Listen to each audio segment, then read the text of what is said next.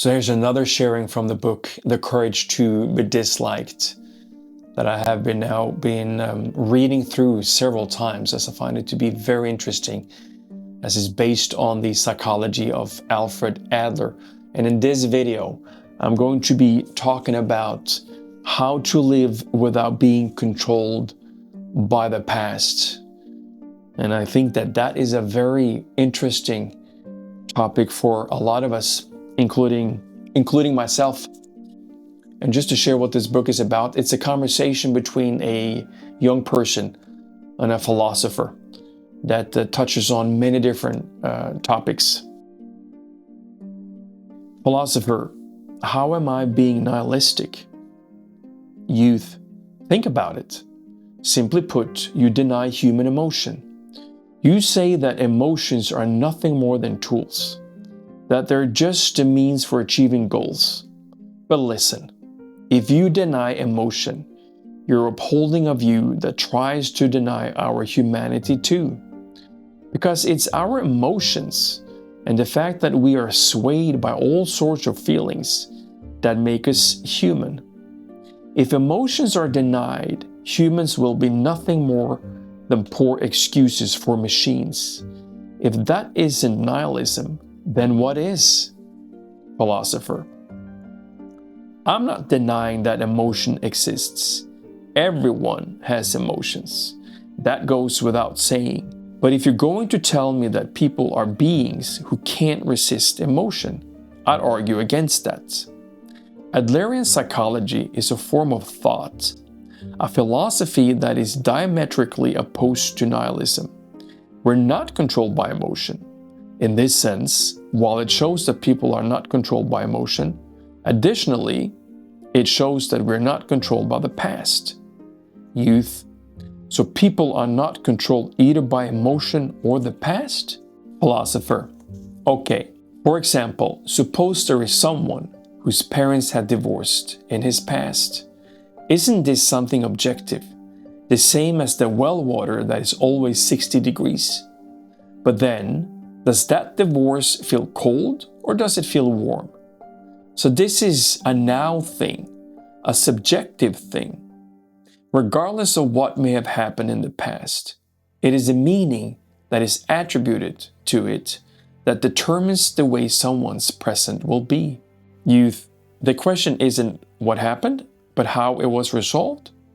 Philosopher: exactly. We can't go back to the past in a time machine. We can't turn back the hands of time. If you end up staying in etiology, you will be bound by the past and never be able to find happiness. Youth: that's right.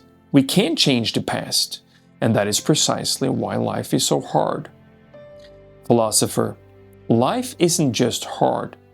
If the past determined everything and couldn't be changed, we who are living today would no longer be able to take effective steps forward in our lives. What would happen as a result? We would end up with a kind of nihilism and pessimism that loses hope in the world and gives up on life. The Freudian etiology that is typified by the trauma argument is determinism in a different form, and it is a road to nihilism. Are you going to accept values like that? Youth: I don't want to accept them, but the past is so powerful.